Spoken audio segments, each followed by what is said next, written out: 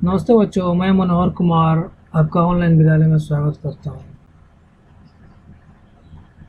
इस वीडियो में हम लोग पढ़ने वाले हैं पार्ट 2 त्रिभुज का। इसमें हम लोग आज थेल्स थ्योरम को देखेंगे, जो थ्योरम 6.1 है, और साथ ही एग्जाम्पल 1, 2, 3 करेंगे।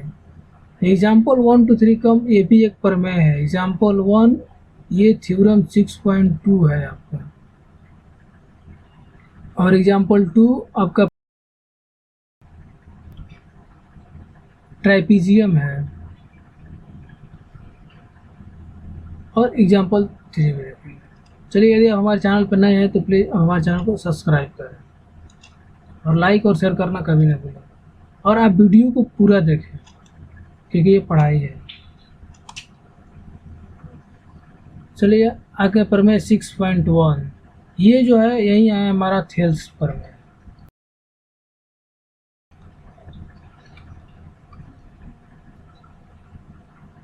यदि किसी त्रिभुज की एक भुजा के समानांतर अन्य दो भुजाओं को भिन्न बिंदुओं पर प्रतिच्छेद करने के लिए एक रेखा खींची जाए तो अन्य दो भुजाएं एक ही अनुपात में विभाजित होती है। क्या करें कि एक त्रिभुज, मान लीजिए ये जो हमने माना ए बी सी एक त्रिभुज है, और के समानांतर डी ई एक रेखा खींची जा रही है जो कि ए बी और ए सी के दो भिन्न बिंदुओं पर काटती है। ठीक है, तो ये दोनों भुजाएं एक ही अनुपात में विभाजित होती है। एक ही अनुपात में का मतलब क्या, जैसे कि ए डी बटा में डी बी बराबर ए ई बटा में ई सी,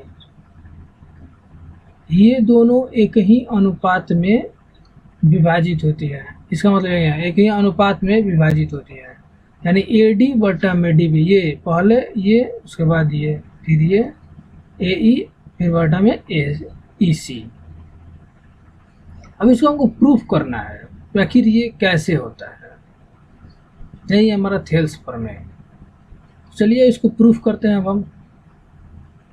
तो सबसे पहले आप यहाँ पे देखो, ये क्या ट्रायंगल है, ट्रायंगल ए डी ई। इसमें हम ये रेखा ड्रॉ करेंगे,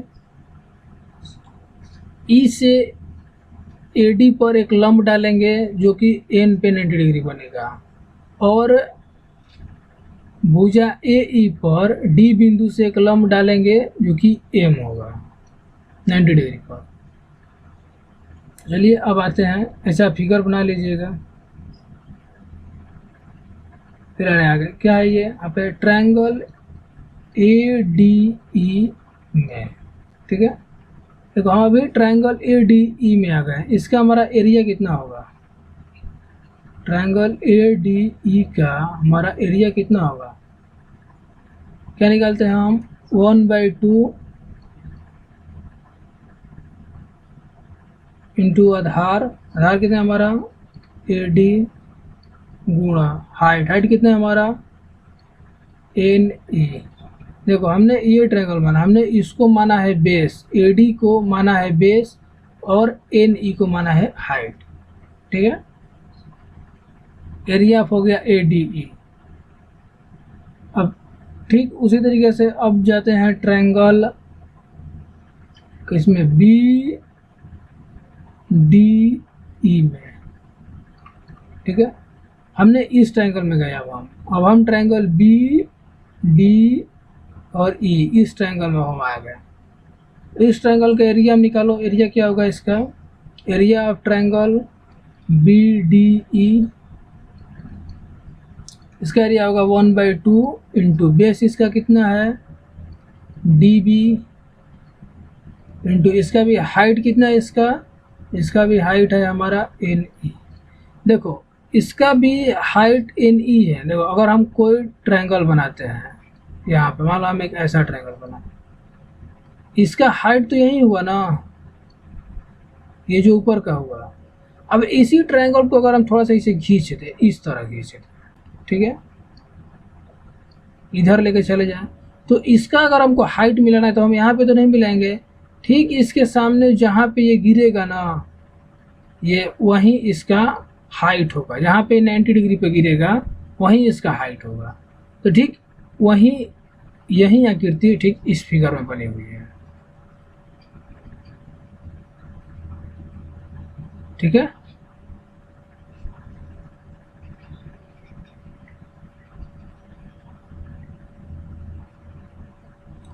अब देखो, अब हम क्या करते हैं, अब हम इस दोनों एरिया को डिवाइड कर देते हैं एक दूसरे से।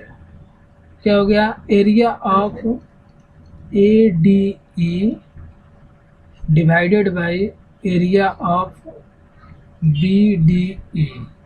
ठीक है, अब देखो तुम यहाँ पे सब चलो लिख ही देते हैं, 1/2 into A D into N E, madam क्या हो जाएगा, 1/2 D B into N E. देखो हमारा यहाँ से एन ई कैंसिल हो जाएगा और 1/2 कैंसिल हो गया। हमारा कितना बचा, हमारा बच गया ए डी बटा में डी बी। देखो हमारा एक पोर्शन आ गया ना, ये ए डी बटा में डी बी एक पोर्शन आ गया। देखो अब ठीक इसी तरीके से, जिस तरीके से मैंने इस वाली लाइन को बेस मान रहे थे, अब ठीक उसी तरह हम इसको बेस मान के बनाएंगे। ठीक है, देखो कैसे बेस मान के उसको बनाएंगे। अब आ जाएंगे पुनः, क्या बनेगा, ट्रायंगल ए डी ई में। ठीक है, ए डी ई में आ गए। यहाँ पे हमारा एरिया लेंगे किसका, ए डी ई का। ठीक है, अब इसका कितना हो जाएगा, 1/2 इंटू बेस। अब देखो, अब इसका हमने बेस क्या माना है, इसका हमारा बेस है ए ई, तो यहाँ पे हमारा बेस हो जाएगा ए ई और गुणा हाइट हमारा हो गया डी एम। ठीक है, ये हमारा हाइट हो गया इसका। अब पुनः इसी तरीके से अब आ जाओ, अब ट्रायंगल, देखो अब ट्रायंगल लेंगे हम D C D E, triangle C D E में। ठीक है, देखो ये ट्रायंगल हमारा यहाँ पे हुआ सी डी ई, हमारा ये इस ट्रायंगल में आ गया। अब हम तो इसका एरिया निकालो। अब एरिया में सी डी ई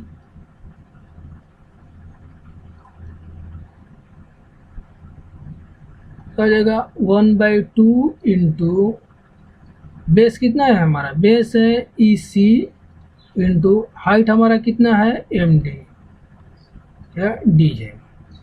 ठीक है, अब पुनः अब देखो, अब पुनः अब इन दोनों को भाग करो। Area of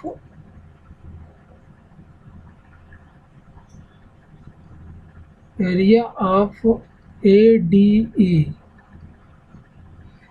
divided by area of C D ई।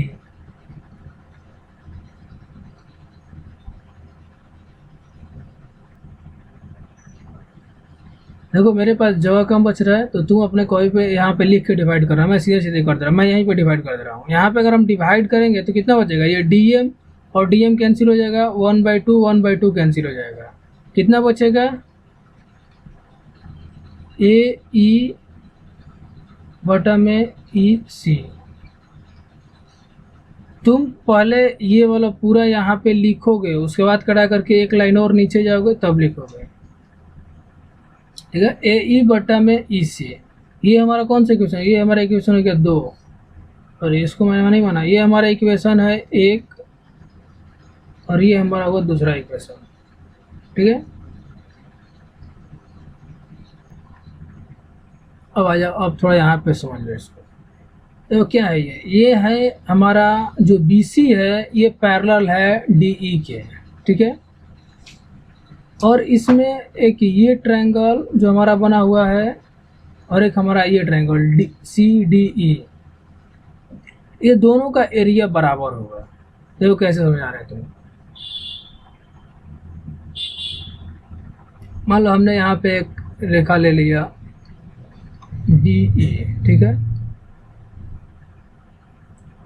और ये लाइन ठीक पैरेलल है एक और लाइन के यहाँ पे है जो है बी और सी, ठीक है।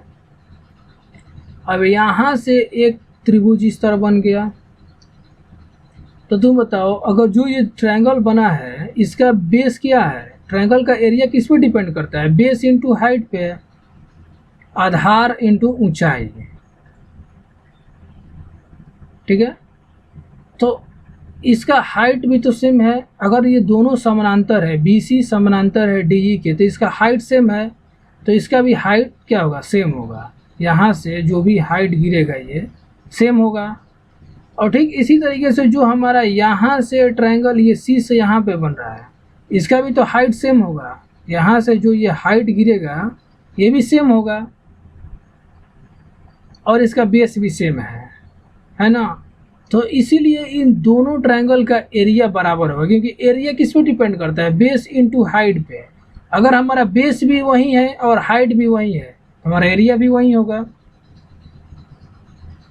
इसीलिए इन दो त्रिभुज ये BDE और यहाँ पे एक त्रिभुज है ये CE और D, इन दोनों का एरिया बराबर होगा।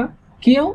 क्योंकि BC और DE पैरेलल हैं और एक पैरेलल है, इसलिए उनके बीच की हाइट भी समान है, इसलिए उनका एरिया समान होगा। देखो त्रिभुज BDE और त्रिभुज CDE का क्षेत्रफल बराबर होगा।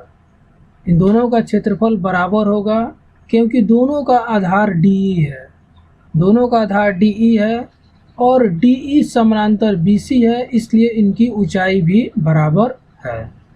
इसलिए इन दोनों के बीच की जो हाइट है, ऊंचाई, ये भी बराबर है, ठीक है।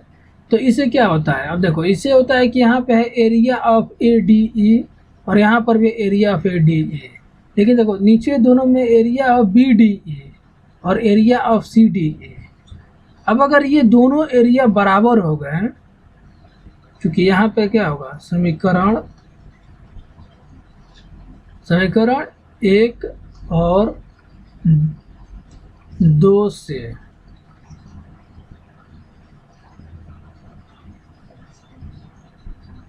क्योंकि इन दोनों के एरिया क्या हो, ये CDE और BDE एरिया बराबर हो गए,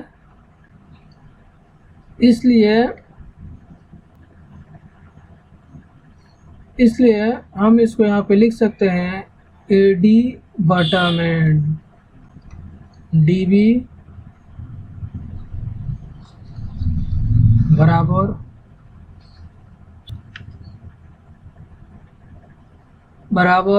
AE बटा में EC।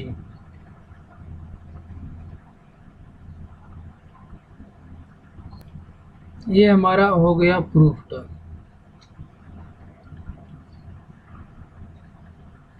देखो यहाँ पे तुम चाहो तो इसको लिखने के बाद, इसलिए ऊंचाई बराबर है, यहाँ पे लिखने के बाद तुम ये वाले लाइन को, ये जो है इसको तुम यहाँ पे नीचे लिख सकते हो। यहाँ पे नीचे लिखना, और ये जो एरिया ऑफ CD है इसके जगह पे इसी को लिख देना, एरिया ऑफ BDE। CDE के जगह पे एरिया ऑफ BDE लिख करके बाकी सभी वहीं लिख देना। उसके बाद तुम ये लिख सकते हो समीकरण 1 और 2 से ADE बराबर AE बटा में EC। ये प्रूव्ड हो गया। यही है हमारा थेल्स प्रमेय, जो कि हमने अभी सिद्ध कर दिया।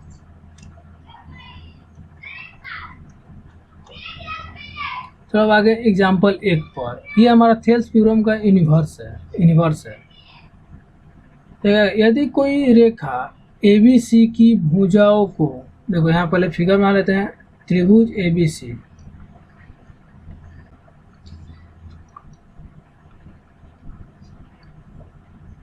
की भुजाओं AB और AC को क्रमशः D और E पर प्रतिच्छेद करें। ए बी और ए सी को क्रमशः डी और ई पर प्रतिच्छेद करें जो भुजा बी सी के समानांतर है। यानी क्या कर दिया हमको, क्या यहाँ पे दिया हुआ है, हमको क्या दिया हुआ है कि डी ई समानांतर है बी सी के। तो सिद्ध करना है हमको ए डी, क्या हमको सिद्ध करना है ए डी बटा ए बी और ए ई बटा ए सी, मतलब ए डी बटा में ए बी ये पूरा और ए ई बटा में ए सी, इसको सिद्ध करना है। चलो सिद्ध करते हैं। अब सबसे पहले लिख लो यहाँ पे थेल्स प्रमेय से। थेल्स प्रमेय से हम क्या जानते हैं कि ए डी बटा में डी बी बराबर ए ई बटा में ई सी। ये हमने अभी पीछे प्रूफ किया थेल्स प्रमेय से। देखो अब कहीं पर भी तुम ट्रायंगल लेना, ए डी बटा में डी बी और ए ई बटा में ई सी तुम लिख सकते हो यदि डी ई समानांतर है बी सी के, और यहाँ पे ब्रैकेट में लिख सकते हो थेल्स प्रमेय के अनुसार या थेल्स प्रमेय से। ठीक है, हम इसको थोड़ा उल्टा लिखते हैं अब, क्योंकि देखो हमको क्या चाहिए, हमको चाहिए ए डी ऊपर। ठीक है, तो ए डी हमको यहाँ पे नीचे लाना पड़ेगा क्योंकि ये हमको अपोजिट में रिजल्ट देता है। तो डी बी बटा में ए डी बराबर ई सी बटा में ए ई। ठीक है, हमने इसको अपोजिट कर दिया। फिर हमको यहाँ पे क्या करेंगे, देखो हमको क्या लाना है, अब हमको चाहिए ए और बी, और हमारे पास क्या है अभी डी और बी है। तो डी और बी में अगर ए और डी कहीं से जुट जाए तो हमारा ए और बी बन जाएगा। तो नीचे ए और डी है, अगर हम यहाँ पे +1 कर देते हैं तो ए डी ऊपर आ जाएगा।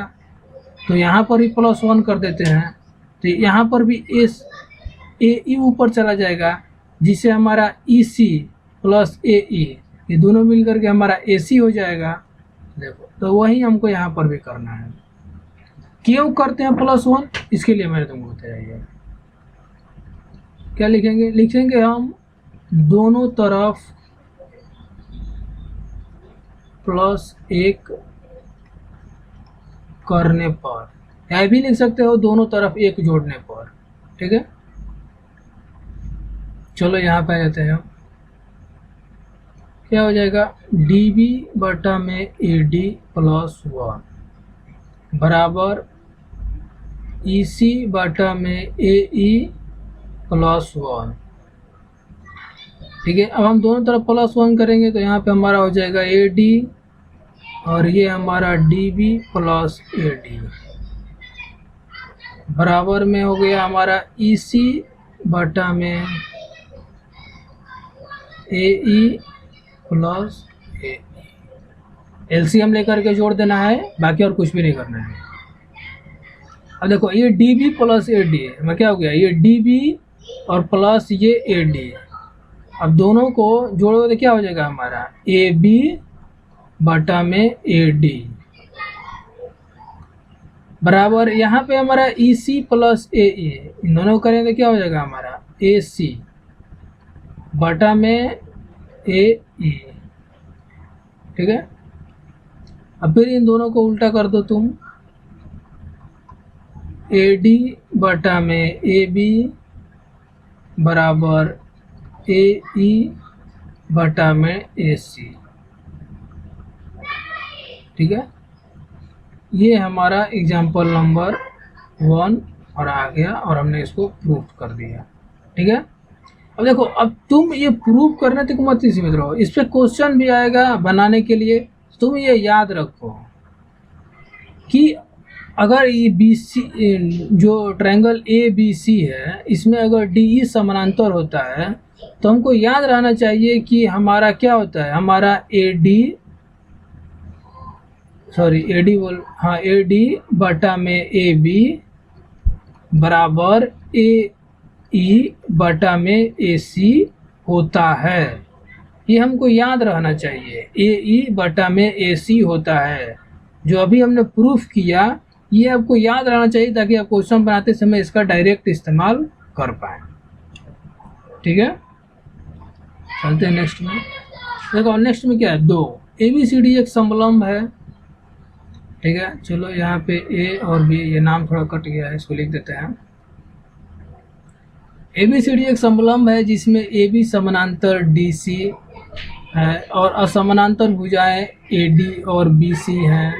ठीक है, बिंदु E और F इस प्रकार स्थित है कि ये भुजा AB के समानांतर है, ये भुजा AB के समानांतर है। दर्शाइए AE बटा ED बराबर BF बटा FC। देखो इसमें भी क्या है, पहले तो जो दिया हुआ है पहले हम उसको नोट करेंगे। ठीक है, किसी भी क्वेश्चन बनाने से पहले जो भी हमको दिया हुआ है उसको हम पहले नोट करें। क्या दिया हुआ है, दिया हुआ है हमारा AB समानांतर EF और फिर दिया हुआ है EF समानांतर DC।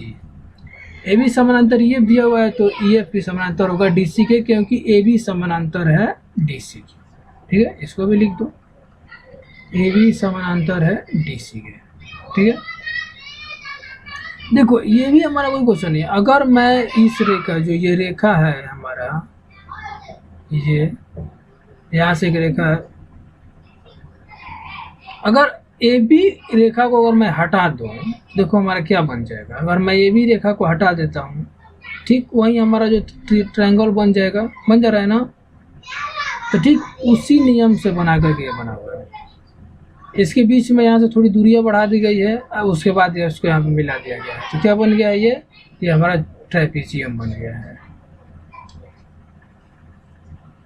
समझ गए ना। तो देखो इसको हम प्रूफ करने के लिए हमको क्या चाहिए, हमको चाहिए AE बटा में ED।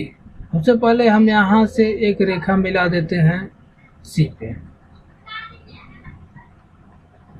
मिला दिया, जो ये हमारा G पर कट कर रहा है। ठीक है, अब देखो, अब तुम ध्यान से देखोगे तो हमारा 2 ट्रायंगल बन गए। यहाँ पे क्या बन गया, देखो ADC और एक ट्रायंगल हमारा बन गया ABC, और दोनों के ये समानांतर भुजाएं बीच से काट रही है ना। अगर तुम थोड़ा बहुत बनाते होगे तो तुम समझ गए इसका आंसर कैसे निकलेगा। देखो कुछ भी नहीं है, बहुत सिंपल से। देखो हम यहाँ पे लेते हैं, क्या लेंगे, त्रिभुज ADC में। ठीक है, अब देखो ADC में क्या है, जो हमारा EG है ये समानांतर है DC के, है ना। तो फिर हम यहाँ पे लिख सकते हैं AE बटा में ED बराबर में लिख सकते हैं AG बटा में GC। किसके अनुसार, थेल्स प्रमेय लिख सकते हैं ना, थेल्स प्रमेय से। देखो केवल थेल्स प्रमेय लगाते जाओ, सब कुछ सीध हो जाएगा। ठीक है, ये हमारा इक्वेशन 1 हो गया। अब देखो फिर लेते हैं, हम क्या लेंगे, ट्रायंगल। हम लेंगे ट्रायंगल AB और C, इस ट्रायंगल को लेंगे हम, ट्रायंगल AB और C में। ठीक है, तो इसमें हमारा क्या हो जाएगा, देखो इसमें हमारा हो जाएगा CF बटा में FB। ठीक है, बराबर में CG बटा में GA, सॉरी AG। देखो अब देखो, अब मैंने यहाँ पे CG लिख दिया, यहाँ पे मैंने GC लिख दिया, इससे कोई अंतर नहीं पड़ता है। ठीक है, तुम रेखा का नाम है, मान लो कि ये एक रेखा है, ये AB है, तो तुम इस रेखा का नाम AB लिखो या तुम इस रेखा का नाम BA लिखो, बात वही है। ठीक है, अब ABCD का जो सीक्वेंस ऑर्डर होता है उसके अनुसार आदमी ज़्यादा लिख देता है। ठीक है, EB किसके अनुसार, EB हो गया हमारा थेल्स प्रमेय से। ठीक है, देखो तो हम इसको थोड़ा करेक्शन करते हैं। इसमें क्या है कि ये जो हमारा ट्रायंगल था और ये ट्रायंगल थोड़ा उल्टा है, तो इसको भी हम उल्टा कर देते हैं, इसको भी हम उल्टा कर देते हैं। यानी जो हमारा एफ बी है इसको ऊपर ले जाएंगे और सी एफ को नीचे लाएंगे, ठीक है। उसी तरीके से हमारा जो ये ए जी है इसको ऊपर ले जाएंगे और जो हमारा ये जी सी सी जी है इसको हम जी सी लिख देते हैं, यहाँ पे नीचे लेके आएंगे, ठीक है। और इसको हम समीकरण डालते हैं इक्वेशन 2। अब देखोगे तुम्हारा कि अब हमारा जो ये ए जी बाई सी और यहाँ पर हमारा ए जी बाई जी सी आ गया, ठीक है। तो हम आराम से लिख सकते हैं यहाँ पे समीकरण 1 और 2 से, समीकरण 1 और 2 से जब हम 1 और 2 दोनों को मिलाएंगे तो क्या मिलेगा हमको, को मिल जाएगा ए ई बटा में ई डी बराबर, यहाँ पे मिल जाएगा हमको एफ बी बटा में एफ सी। देखो मिल गया हमको ए ई बटा में ई डी बटा में बी एफ, वही एफ बी लिख दिया, उसे कोई दिक्कत नहीं है, बटा में एफ सी। ये हमने इसको प्रूफ कर दिया, ठीक है। अब तुम चाहो तो इसको यहाँ पे बी एफ भी लिख सकते हो, आगे कुछ जो तुमको अच्छा लगे। प्रूफ देखो कुछ भी नहीं है इसमें, केवल थेल्स पर में लगाना है और थोड़ा सा तुमको ये एक लाइन ड्रॉ करनी है, ठीक है, और कुछ भी नहीं करना। चलो आ जाते हैं 3 नंबर। देखो 3 नंबर में क्या दिया हुआ है कि ये जो ट्रायंगल है तो क्या दिया है, पी एस बटा में एस क्यू। देखो दिया हुआ है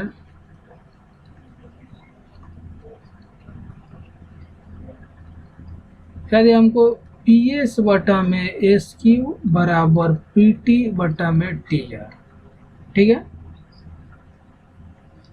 तथा फिर दिया हुआ है, देखो इसका मतलब क्या हुआ, देखो ये क्या है, पी एस बटा में एस क्यू कह रहा है और पी टी बटा में टी आर कह रहा है। इसका मतलब क्या हो गया हमको, ये हमारा क्या है, ये हमारा है थेल्स पर में, ये हमारा थेल्स पर में दिखा रहा है। थेल्स पर में का मतलब क्या हो गया, इसका मतलब क्या हो गया कि एस टी जो है ये समानांतर है हमारा क्यू आर के। अगर एस टी समानांतर होगा क्यू आर के तभी हमारा थेल्स पर में लगेगा और तभी हमको ये रिजल्ट मिलेगा। समझ गए तुम। तो ये मतलब कि ये इनडायरेक्टली हमको यही कहना चाहता है कि जो एस टी है ये हमारा क्यू आर के समानांतर है, ये इनडायरेक्टली कहना चाहता है। अब क्या दिया हुआ, अब दिया हुआ है एंगल पी एस टी बराबर है एंगल पी आर क्यू के, एंगल पी आर क्यू, ये दोनों एंगल जो है एक दूसरे से बराबर है, ठीक है। ये हमको दिया हुआ है। चलो अब हम हल करते हैं अपना। देखो अब हम हल करते हैं तो यहाँ से देखो मैंने तुमको पार्ट 1 वीडियो में बताया था कि ये जो पी एस टी है और ये जो पी क्यू आर होगा ये भी इससे बराबर होगा। किससे बराबर होगा, संगत कोण से, कॉरस्पॉन्डिंग एंगल इंग्लिश में बोलते हैं, इससे बराबर होगा ये, क्योंकि एस टी और क्यू आर समानांतर है। चलो लिख देते हैं हम, angle P S T equal होगा एंगल पी क्यू आर के, ठीक है। किससे बराबर होगा, ये बराबर होगा संगत कोण से, ठीक है। अच्छा एक बार हम देख लेते हैं हमको निकालना क्या है। तो सिद्ध कीजिए कि ट्रायंगल पी क्यू आर एक समद्विबाहु त्रिभुज। देखो समद्विबाहु त्रिभुज तो पहले सीध गया, इसका बराबर ये है और इसके बराबर ये होगा, तो मतलब कि दोनों एंगल क्यू और एंगल आर, एंगल क्यू बराबर एंगल आर है, तो ये समद्विबाहु त्रिभुज है। लेकिन देखो ऐसे नहीं लिख सकते है ना, हम समझ रहे हैं कि समद्विबाहु त्रिभुज है, लेकिन थोड़ा हमको लिखना पड़ेगा क्योंकि प्रूफ कर रहे हैं हम। ये जो सिद्ध करने वाला जाता है ना, मतलब सिद्ध कीजिए, लिखिए। और एंगल पी क्यू आर है के बराबर है, और फिर यहाँ पे क्या लिख सकते हैं कि एंगल पी एस टी बराबर है एंगल पी आर क्यू, ये हमारा क्या है, ये हमारा दिया हुआ है, ठीक है। तो हमारा बराबर हो गया यहाँ पे, इसको हम समीकरण 1 मान लेते हैं, इसको हम समीकरण 2 मान लेते हैं। क्या हो जाएगा हमारा समीकरण 1 और 2 से लिख सकते हैं एंगल पी क्यू आर बराबर एंगल पी आर क्यू बराबर है। अब दोनों एंगल बराबर है, इसलिए क्या हो जाएगा, इसलिए सो हमारा जो ये पी क्यू है बराबर होगा पी आर के। सो लिख दो या तो लिख दो या इसलिए कुछ भी लिख दो जो तुमको अच्छा लगे। तो यहाँ पे क्या होगा, ये पी क्यू बराबर है पी आर, यानी कि जो भुजा है पी क्यू और भुजा पी आर ये बराबर होगा, इसलिए क्या होगा, इसलिए ट्रायंगल पी क्यू आर समद्विबाहु है। ये हमने प्रूफ कर दिया,